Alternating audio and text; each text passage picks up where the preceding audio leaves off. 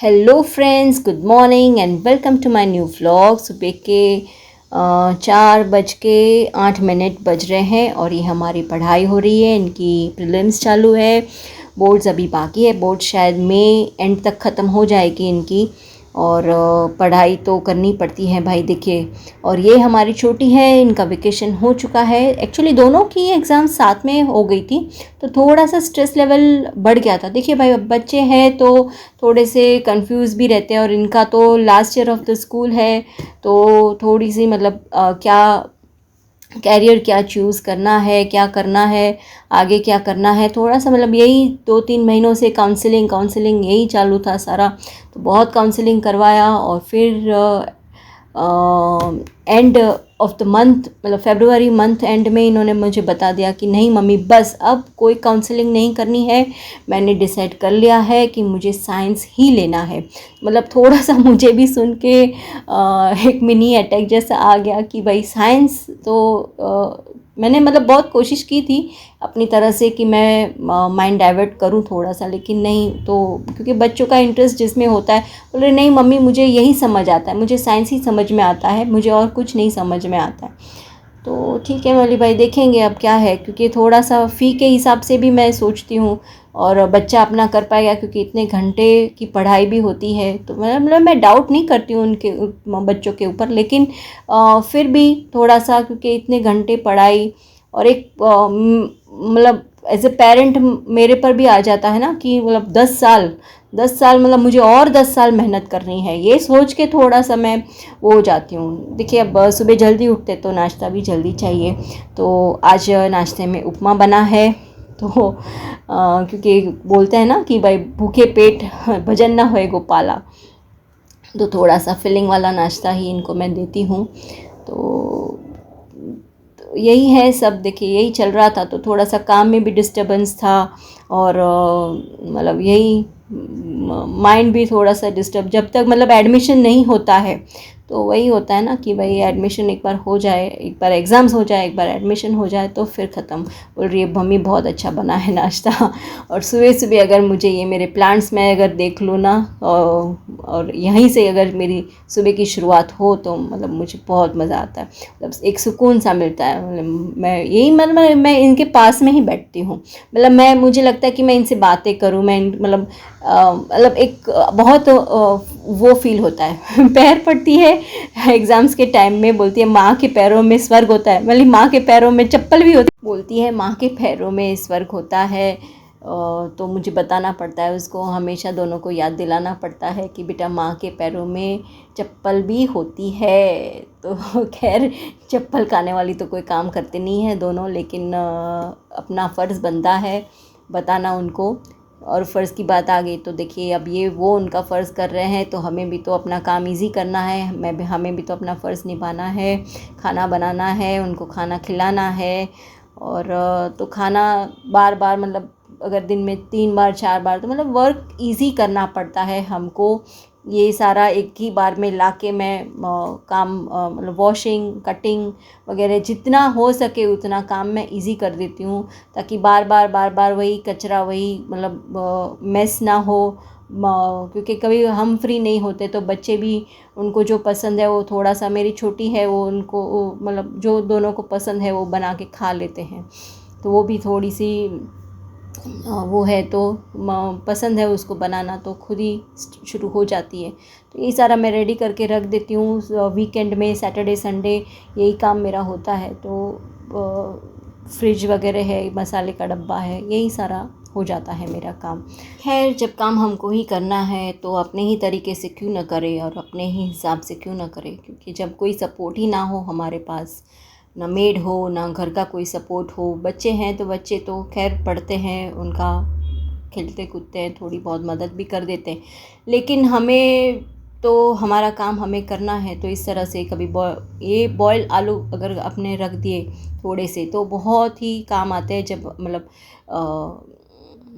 ऐसा टाइम आ जाता है ना कि अब क्या करें, अब क्या बनाएं, तो बहुत काम में आते हैं। प्याज है, तो प्याज को मैं इस तरह से छील के एक एयरटाइट डब्बे में बंद करके रख देती हूँ, क्योंकि प्याज के छिलके बार बार जब सामने आते हैं, एक एक प्याज छीलो एंड मतलब कुछ बनाना है, एक प्याज छीलो उसका कचरा, क्योंकि घर छोटा है हमारा और टाइम भी कम होता है, तो मेस भी जल्दी हो जाती है सारी। कभी बच्चे मेस कर देते हैं, कभी हमसे ही काम छूट जाता है तो मेस हो जाता है तुरंत ही। तो छोटे घर में तुरंत हो जाता है मेस, दिखता भी है क्योंकि वहीं का वहीं हम होते हैं सारे। तो यही है, तो एक ही बार में ये सारा क्लीन करके रख दो और एक पैक डब्बे में रख दो। 3-4 दिन आराम से ये चल जाते हैं। इसी तरह से कुछ प्यूरी बना के रख दीजिए, कुछ अदरक लहसुन मिर्ची की पेस्ट बना के रख दीजिए, तो बहुत मतलब हैंडी हो जाता है काम, वर्क इजी हो जाता है हमारा। ये वही कॉर्न है जो हमने छील के रखे थे, सारे साफ़ करके रख दिए थे फ्रिज में। अब आज मैं इसको बॉईल करूँगी एक कुकर में। बॉईल किए हुए कॉर्न बहुत ही काम में आते हैं, मतलब बार बार उसको हम बॉईल करने के लिए रखते हैं तो गैस भी उतनी जलती है। ये एक ही बार में हम बॉईल करके रख देंगे उसको फ्रीज़र में, तो बहुत काम आता है। क्योंकि रेडीमेड जो टिन वाले होते हैं वो महंगे भी होते हैं और उनमें प्रिजर्वेटिव भी डालते हैं, तो वो भी सही नहीं है।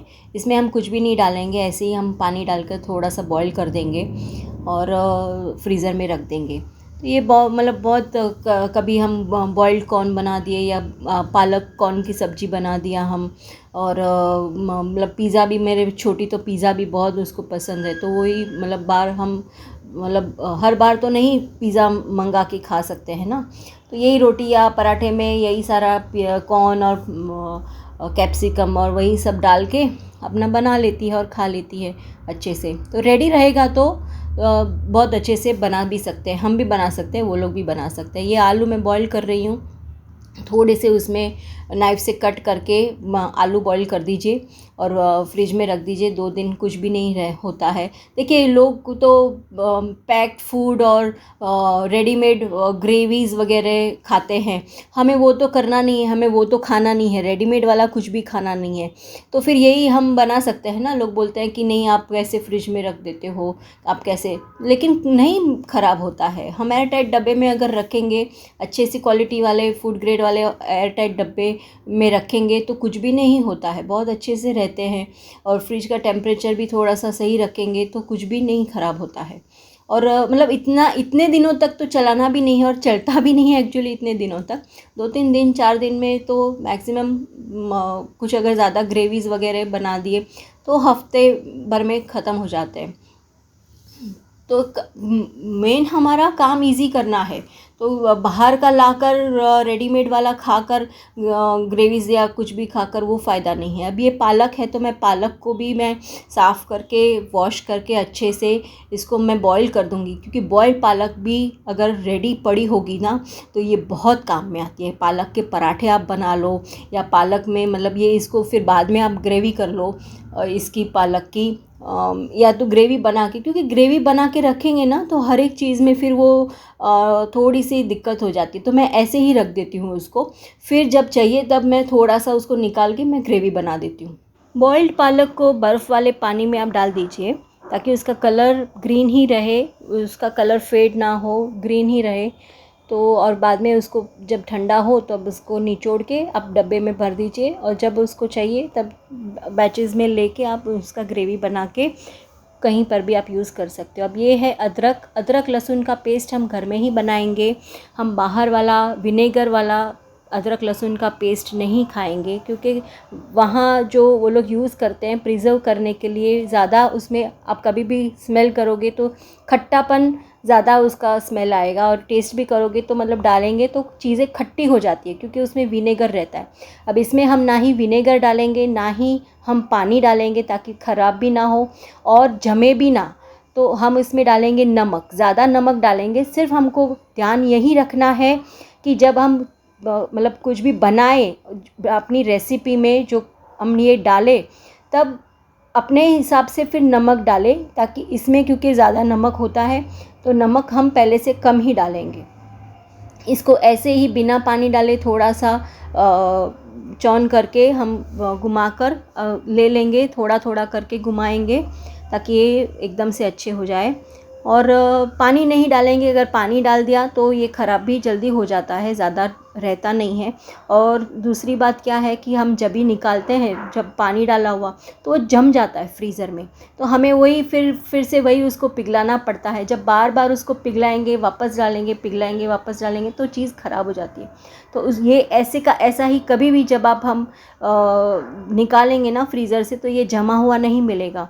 ऐसे ही हम चम्मच से उसमें से निकाल कर ग्रेवी में डाल सकते हैं या कोई भी चीज़ में हम यूज़ कर सकते हैं। देखिए परफेक्ट हमें जैसी चाहिए थी वैसी ही ये पेस्ट बन गई है। और अब हम लेंगे लहसुन। लहसुन मेरी आधा किलो है, इसलिए इसमें थोड़ा सा नमक हम ज़्यादा डालेंगे।